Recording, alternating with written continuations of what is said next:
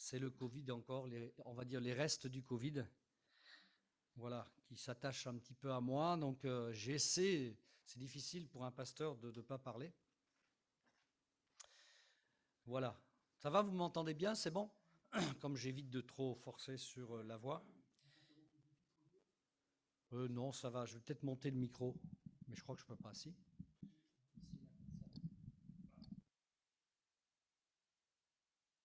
Voilà, non, c'est bon, Robert, merci.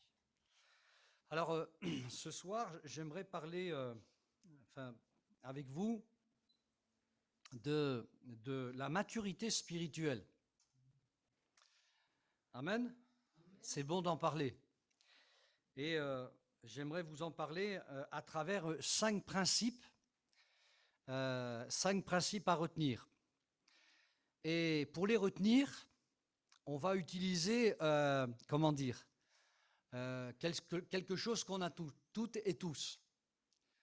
Si je vous dis les 5 doigts de la main, oui, vous savez où c'est? Ben, c'est ça, levez la main pour voir. Je veux voir si vous avez tous vos doigts. Hein? Je savais. Voilà. Ça va être un petit moyen mémotechnique pour retenir un petit peu ces 5 principes que je vais appeler des 5 principes spirituels pour nous faire retenir ce qu'est la maturité spirituelle, parce que la maturité spirituelle, la Bible en parle. La maturité spirituelle n'est pas une étape dans la vie chrétienne, mais la maturité spirituelle, c'est un aboutissement. C'est un, comment dire, un point d'arrivée, d'accord? Ok?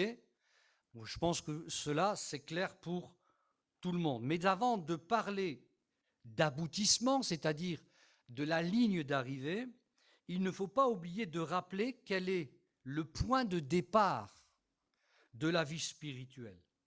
Ainsi, comme nous allons le voir ce soir, que certaines étapes pour y arriver. On va parler du point de départ, ça sera le premier principe, d'accord? Et puis ensuite, de quelques étapes qui nous feront arriver à cette maturité spirituelle. Le premier principe, je voudrais que l'on puisse le retenir avec le pouce. Faites comme ça. N'ayez pas peur, hein, on est entre nous là. Hein, c'est pas le like hein, de Facebook, hein, vous savez. Hein, c'est pas le pouce pour faire du stop. Il y en a qui ont fait du stop déjà, bah oui, je pense. Hein. Hein, une certaine génération, on était habitués. Mais là, il y a Blablacar, hein, il y a tous ces trucs-là. Voilà. Voilà. Le pouce. Le pouce, d'accord? Faites ça avec votre main. Maintenant, essayez d'attraper la chaise devant vous. Sans le pouce, hein? C'est pas évident, hein? Hein? C'est pas évident. On peut essayer comme ça d'attraper autre chose, etc., etc. C'est simplement pour nous dire que le pouce, il est indispensable. La nature est bien faite. Disons plutôt que le Seigneur a bien fait la nature. Je dis pour toutes celles et ceux qui oublient que la nature, c'est Dieu qui l'a créée. Mais alors, ça les arrange de dire la nature, dame nature, je ne sais pas quoi.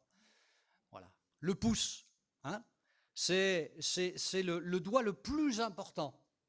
Sans le pouce, les autres, ils peuvent faire, mais mal faire. Hein? Voilà, on appelle ça une faculté de préemption, pas préemption, préhension. Voilà, ça veut dire en fait pouvoir tenir, voilà, appréhender avec un geste des objets, voilà, des gestes bien précis.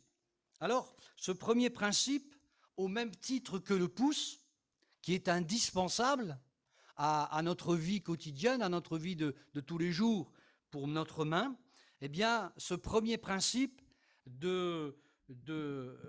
pour la maturité spirituelle, c'est la nouvelle naissance. La nouvelle naissance. On ne le dira jamais assez. On ne le dira jamais assez. Sans la nouvelle naissance, c'est un peu comme n'avoir pas de pouce à la main. On peut faire, mais on ne s'approprie pas les choses spirituelles essentielles. basique. On ne comprend pas. Vous avez certainement rencontré des personnes qui étaient des bonnes personnes, avec de bonnes intentions. Il n'y avait pas forcément de méchanceté en eux, comme parfois on le trouve, j'allais dire, gratuitement chez certains. Hein. Mais pourtant, vous leur avez parlé, vous leur avez témoigné, et ils n'arrivaient pas à vous comprendre. C'est comme si vous parliez un autre langage. On a tous vécu ça. Et on s'est senti, parfois en tant que chrétien, frustrés. Parce qu'on n'arrivait pas à leur expliquer ce qui, pour nous, pardon, est la base. Tout simplement, eh bien parce qu'ils ne sont pas passés par la nouvelle naissance. Ils ne sont pas passés par ce miracle extraordinaire, le plus extraordinaire de la parole de Dieu. Alors, au même titre que le pouce pour une main, eh bien, c'est indispensable. La nouvelle naissance est indispensable, est un passage obligé. On va aller dans Jacques chapitre 1, verset 18, qui fait mention de la nouvelle naissance au début de sa lettre.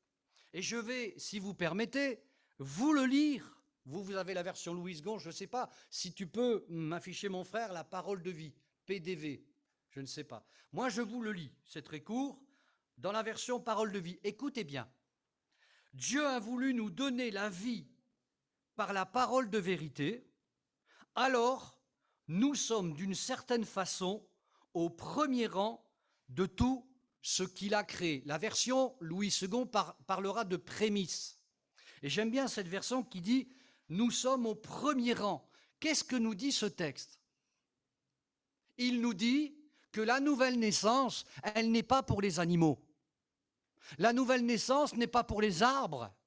La nouvelle naissance n'est pas pour toute la création que Dieu a pris vraiment avec un grand soin de créer. Mais les prémices, c'est nous. La nouvelle naissance, elle est pour nous. Et ça donne une toute autre importance à notre vie. Il a voulu que nous naissions de nouveau pour nous donner cette vie nouvelle alors que nous étions des pécheurs. 1 Pierre chapitre 1, verset 23, et là encore je vous le lis dans la parole de vie, 1 Pierre 1, 23. La parole de Dieu vous a fait naître de nouveau. Et cette parole n'est pas comme une graine qui meurt. Elle est vivante, elle ne meurt pas, elle dure toujours. Amen. Là, l'autre version parlera d'une semence incorruptible, quelque chose qui n'est pas corruptible, qui ne connaît pas la corruption ou le pourrissement. Vous en connaissez, vous, des graines qui ne pourrissent pas? Vous en connaissez ou pas? Non. Il le faut, justement, hein, c'est un enseignement du Seigneur d'ailleurs, et de tout agriculteur de base, j'allais dire, ou ceux qui ont un peu la main verte. On sait très bien qu'il faut que la graine meure, n'est-ce pas? Il faut que la graine meure pour qu'elle puisse ensuite donner eh bien, une plantation et avec le fruit si c'est un arbre fruitier, etc. Amen. Mais cette graine-là dont il est question, elle est incorruptible. Ça nous parle de Jésus-Christ, qui, la Bible nous dit qu'il n'a pas connu la corruption de la mort. À cause de la mort n'a pas pu le retenir. Le tombeau n'a pas pu le retenir. Son corps n'a pas connu la corruption. Ils ne l'ont pas trouvé. Il est bel et bien mort, mais il n'a pas connu la corruption. Amen. Que Dieu soit béni. Alléluia. La nouvelle naissance. Et je termine pour ce premier point, pour ceux qui s'interrogent sur la nouvelle naissance. Vous savez, un peu comme Nicodème. Vous connaissez Nicodème? Pour la plupart d'entre nous, on le connaît. Cet homme qui était versé dans les choses de Dieu, il connaissait ces choses. Et dans Jean chapitre 3, verset 5, il nous est question simplement en rappel de la conversation qu'il va avoir avec Jésus. Et Jésus donc lui répondit, « En vérité, je te le dis, si un homme ne naît d'eau et d'esprit, il ne peut entrer dans le royaume de Dieu. » Laissez-moi juste vous dire que pour faire un enfant, il faut 2 parents. Et permettez-moi de rappeler par les temps qui courent, un homme et une femme. Je me permets de le dire en passant. Et pour la nouvelle naissance, c'est pareil. Qu'est-ce qu'il faut? On a comme 2 parents. Je vais peut-être vous étonner, mais on a la parole de Dieu et on a l'Esprit de Dieu. Amen. 2 acteurs. essentiel et on va le voir. Le deuxième principe, on va le voir, donc alors on a vu le pouce, maintenant il y a quoi? C'est quoi ça? L'index, ok? L'index, ok? Un index, on peut bien l'utiliser ou pas bien l'utiliser, hein? Hein? Quand on fait ça, et toi là, hein? Souvent on dit, hein, peut-être Robert il connaît ça, lui je pense, quand on pointe du doigt comme ça, il y en a 3 qui viennent vers nous, hein, là, qui nous accusent, hein? Tu connais ça aussi, hein, je pense, hein? Voilà, bon, hein, d'accord? Mais un index, dans un ouvrage par exemple, un ouvrage, un livre, souvent il y a un index. Ça nous indique le contenu en quelques lignes. On appelle ça un index. Ça vous invite à lire le livre avec les différents titres qui s'appellent un index, ce qui se trouve tout simplement dans l'ouvrage. Le deuxième principe, c'est, je vais le dire comme ça, se regarder dans le miroir divin. En d'autres termes, se regarder dans le miroir des Écritures, comme Jacques l'explique très très bien dans Jacques chapitre 1, verset 22. Il dira, mettez en pratique la parole de Dieu et ne vous bornez pas à l'écouter, en vous trompant vous-même par de faux raisonnements. La parole de Dieu, c'est l'index qui nous indique. La parole de Dieu est remplie d'indications pour notre vie nouvelle, après avoir bénéficié de la nouvelle naissance, je suis né de nouveau, ils me font des indications. On le comprend très bien pour le permis. Imaginez-vous qu'on vous donne le permis et qu'on vous donne aucune indication. Eh bien, bonjour les dégâts. Déjà, quand avec les indications, c'est pas terrible. Alors, on imagine sans législation qui gère les routes. Et je crois que pour la parole de Dieu, d'une manière très pratique, eh bien, c'est important. Se regarder dans le miroir de la parole de Dieu, ne pas se borner. La parole de Dieu, comme c'est dit ici, c'est un livre pratique. Souvent, on considère la parole de Dieu comme lourde, difficile. Mais c'est un livre pratique pour la vie du chrétien et de la chrétienne qui est née de nouveau. Amen. Voilà, c'est important de comprendre ça. Imaginez tout simplement certains chrétiens qui agissent de la manière de toujours penser que c'est la faute de l'autre. Mais combien de fois nous avons ouvert la parole de Dieu? Et la parole de Dieu, tel un miroir, nous a parlé de nous-mêmes. Nous a parlé de nous-mêmes. On raconte souvent l'histoire de quelqu'un qui a vécu hors du monde. On pourrait dire, par exemple, sur une île déserte. Et il n'y a pas de miroir. Il n'y a pas de miroir. Imaginez. Et on lui tend un jour un miroir, peut-être 30 ans, 40 ans après, il n'a jamais vu son visage. Il va se regarder, il va avoir peur. Peut-être. Eh oui. Vous savez, on est un peu comme ça parfois, les êtres humains. On sait ce qu'il y a dans la parole. C'est surtout qu'on sait ce qu'il y a dans notre cœur. Alors des fois, on ne va pas se regarder dans le miroir de la parole parce qu'on sait très bien ce qu'elle va nous dire. Mais pardonnez-moi, mais de vous dire aussi que la parole de Dieu ne fait pas que des reproches. Il y a plus d'encouragement et de promesses que ce qu'on pourrait appeler des reproches. La parole de Dieu ne condamnera jamais celui qui se repent, celui qui est humble de cœur. Et elle sera nous encourager au plus nous lirons la parole de Dieu. Un troisième principe pour la maturité spirituelle, eh bien, donc on est au troisième doigt, c'est le majeur. D'accord? Le majeur, le plus grand des doigts, on pourrait dire celui qui se prend pour le plus grand, par exemple. Hein? Eh bien, ça nous parle du troisième principe, obéir à la parole de Dieu. Obéir à la parole de Dieu, ce doit être dans notre vie majeur. Ce devrait être prioritaire. Ce devrait être le plus grand de nos projets. Je crois que connaître la parole de Dieu, j'ai connu des chrétiens, ici ou là, qui se gargarisaient de messages, qui connaissaient bien mieux la parole de Dieu que moi-même. Alors je ne dis pas que je suis une référence, attention. Mais ils connaissaient, je pense à un homme en particulier, mais la parole, c'était incroyable. C'était une mémoire. Mais des choses basiques, ils ne les comprenaient pas. La nouvelle naissance, ils ne la comprenaient pas. Vous voyez, c'était intellectuel. Et attention à ne pas tomber non plus dans cet excès, à se gargariser comme le faisaient d'ailleurs par orgueil les scribes et les pharisiens, à qui Jésus s'est adressé. Ce n'est pas que Jésus était contre la connaissance, bien au contraire, mais il était contre une connaissance stérile qui ne mène à rien. C'est une connaissance comme une autre connaissance finalement. Mais la mise en pratique, l'obéissance à la parole de Dieu est beaucoup plus, aux yeux de Dieu, importante et le devrait être pour nous comme ce doigt qui est le plus grand, celui qui surpasse tous les autres. Rien n'oblige Dieu à nous enseigner si nous n'avons pas l'intention d'obéir, il me semble.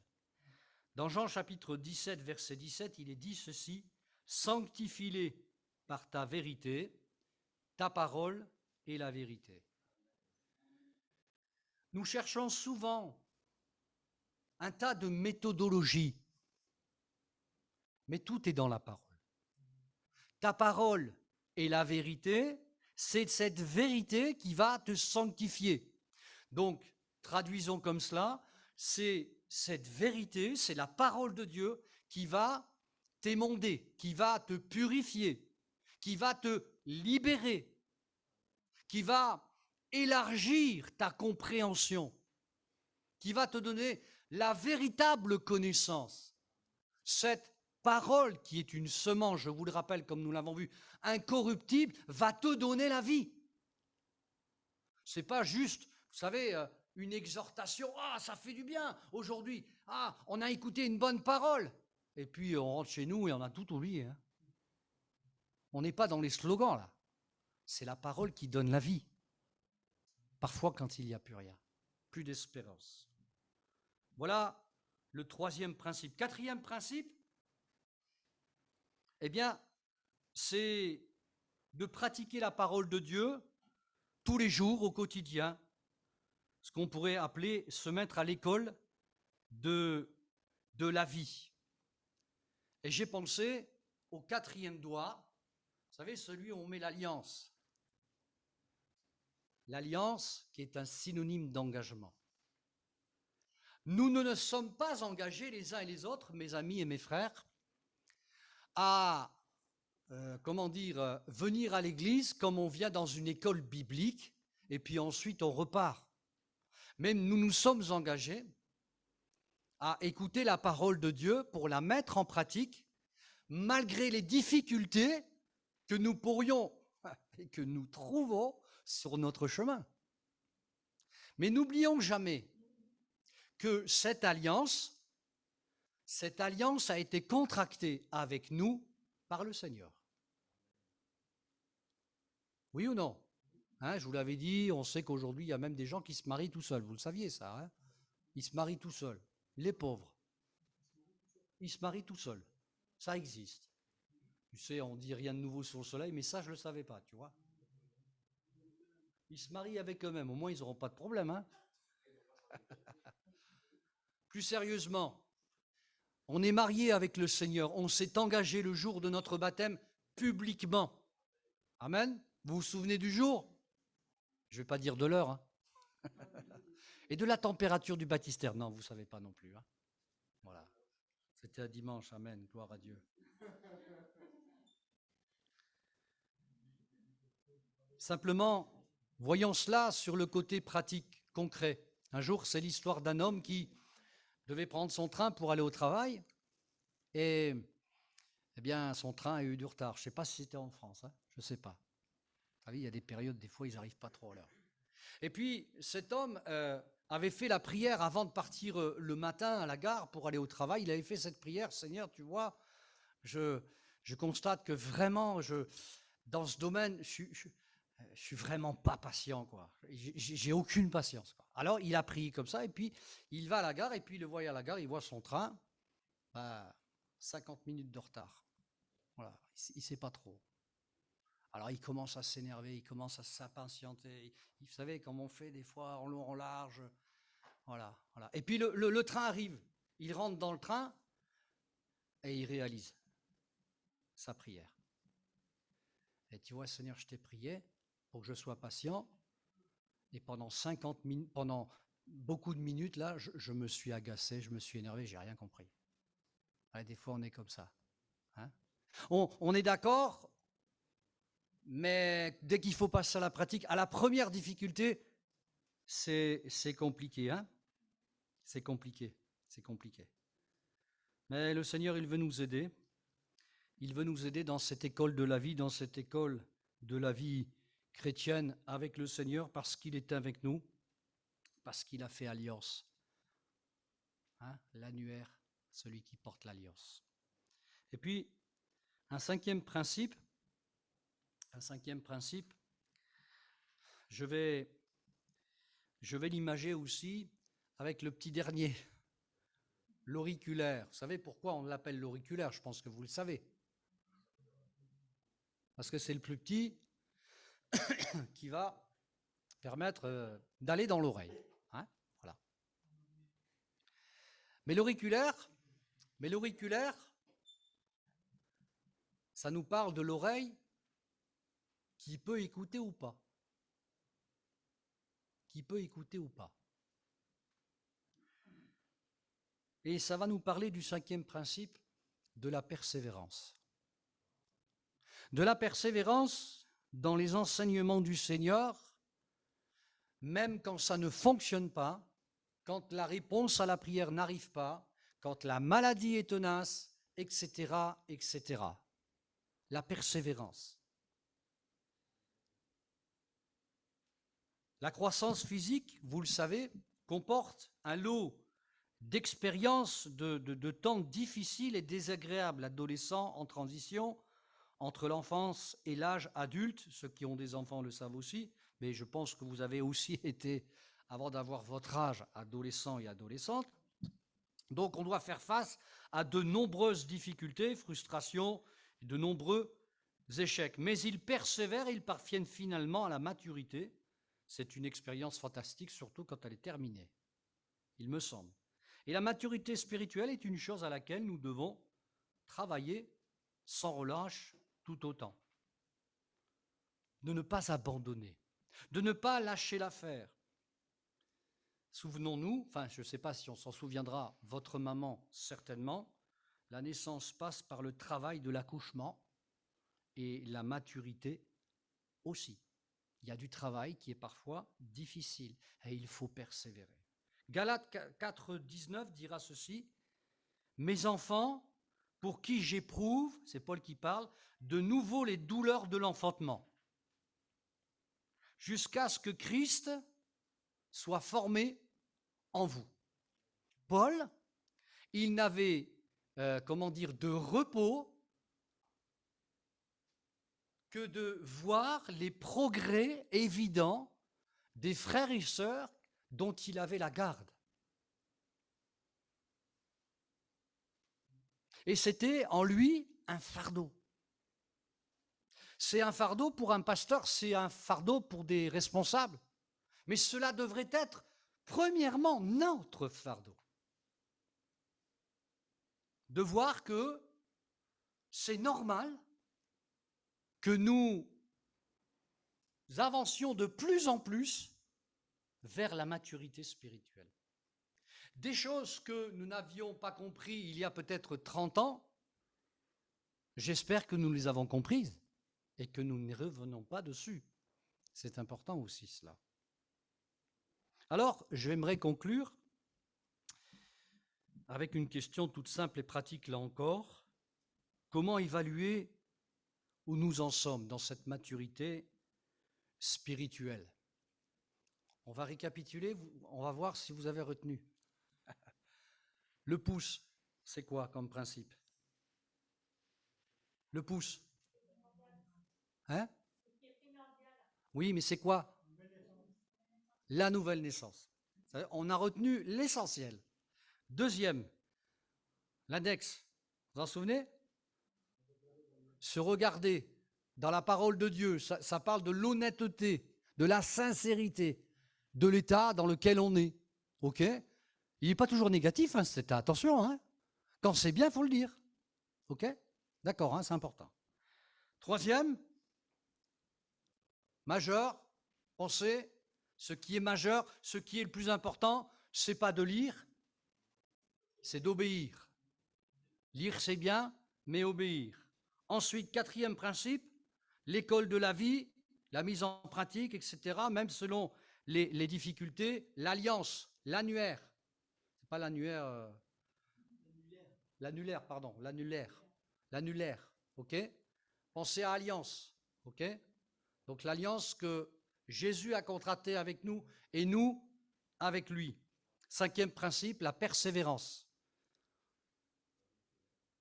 J'écoute, je ne me gratte pas l'oreille, hein, j'écoute. Hein? Ok? Alors comment évaluer où nous en sommes? Il faut évaluer notre maturité spirituelle et utiliser tout simplement et toujours les critères de la parole de Dieu. La parole de Dieu est aussi capable de nous permettre de nous évaluer nous-mêmes. Éphésiens chapitre 4, verset 13 dit ceci: « Jusqu'à ce que nous soyons parvenus à l'unité de la foi et de la connaissance du Fils de Dieu, à l'état d'homme fait. » Alors, ce n'est pas Jésus à l'état d'homme fait, d'accord? Parce que des fois, les phrases, il faut bien les lire. Hein. Donc, jusqu'à ce que nous soyons parvenus à l'unité de la foi. OK? Ensuite, la connaissance du Fils de Dieu. Qui peut dire aujourd'hui qu'il connaît Jésus-Christ parfaitement? Il n'est pas là et elle n'est pas là, celle-là. Personne. On est en chemin. Et c'est la connaissance du Fils de Dieu, du modèle. Au plus on s'approche de lui, au plus on change. Parce qu'il donne tellement envie de lui ressembler qu'on change. Hein? Vous vous souvenez? Vous vous souvenez de Moïse? Quand il parlait bouche à bouche avec Dieu? C'est l'expression qui dit cela. Il était rayonnant. Il devait se cacher tellement la gloire de Dieu était sur lui. Ça c'était pas une LED, hein? C'était véritablement cela, d'accord? Eh bien, c'est encore mieux pour nous. Mieux que l'entretien de Moïse avec son Dieu. Quand Jésus-Christ se reflète en nous, quelle différence! Il nous change. Amen. Gloire à Dieu. À l'état d'homme fait, un état d'homme fait, ça veut dire un état d'homme fait mature, de femme mature. Mais pas n'importe quelle mesure, à la mesure de la stature parfaite de Christ. Ce n'est pas un modèle qu'on a pris comme ça à l'emporte-pièce. C'est ni un ange, c'est ni l'apôtre Paul, c'est ni l'apôtre Pierre, c'est la stature de Christ. C'est le modèle. Ok? C'est pas une statue, hein? C'est la stature. Et on pourra en parler de la stature, l'humilité. Rien que l'humilité, sa miséricorde, son abnégation, capable de tout abandonner. Excusez-moi. On ne grandit pas nécessairement en maturité, écoutez bien, on ne grandit pas nécessairement en maturité à mesure qu'on grandit en âge. Ça se saurait. Les cheveux blancs ne sont pas une garantie.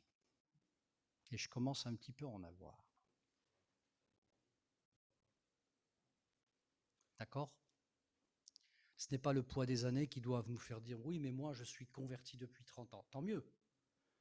Mais pourvu qu'il y ait du fruit et de la maturité. Le fait qu'un croyant soit sauvé depuis 10 ou 20 ans ne garantit en rien sa maturité en Christ.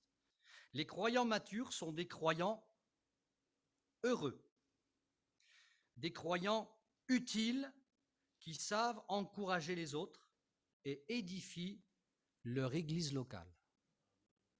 Ça, c'est pas de moi. Ils sont utiles Ils sont fervents.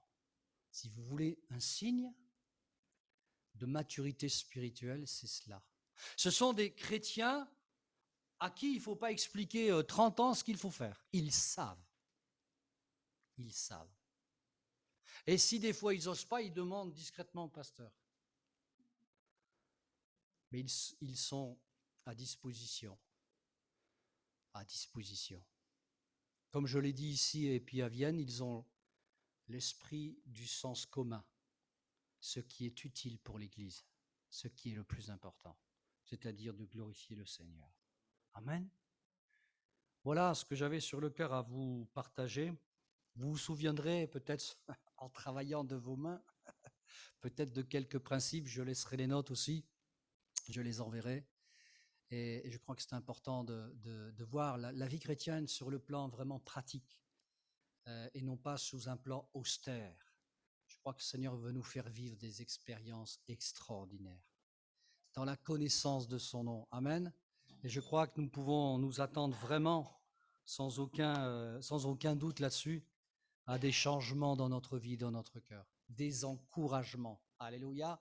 Et nous serons, mes frères et sœurs, tellement étonnés de ce que Dieu va faire avec nous. Ne croyez pas que c'est toujours avec nous, les prédicateurs, les chantres, que Dieu se sert, mais ne croyez pas cela. Le Seigneur en réserve des choses, mais je vous en supplie, allez les chercher, ces projets, dans l'intimité avec Dieu. Allez au plus près de lui, ne passez pas une journée sans le prier, sans le consulter. Allez beaucoup plus profondément. Ne vous contentez pas de superficialité, de surface, mais allez en profondeur. Allez au contact du Seigneur vous-même. N'attendez pas qu'on vous le dise. Et croyez-moi, autant qu'à nous, il vous parlera. Peut-être même, et je l'espère, hein Robert, plus que nous. Allez, on va prier. Merci Seigneur pour ta grâce et ta bénédiction, parce que ta parole, elle nous fait du bien, mais ce que nous désirons, c'est que ta parole habite nos cœurs, habite nos pensées, afin, Seigneur, que cela devienne naturel pour nous, Seigneur, dans notre vie pratique de tous les jours. Et si il y a des difficultés pour pouvoir l'appliquer, ben tu nous rappelles que nous avons le Consolateur, le Saint-Esprit en nous, pas à côté de nous, en nous. Seigneur Jésus, pour nous épauler, pour nous aider et nous encourager les uns les autres. Seigneur, merci. Merci Seigneur de nous permettre de grandir en maturité, de grandir en connaissance de ton nom, parce que nous savons que cela, c'est ce que tu veux toi, Seigneur Jésus. Alors, aide ton Église à s'édifier, à grandir, Seigneur Jésus, par tous les moyens que tu as prévus dans ta parole, afin, Seigneur, que, Seigneur, ton épouse, elle soit prête, parce que tu vas venir la chercher. Amen. Que Dieu vous bénisse, mes frères et sœurs.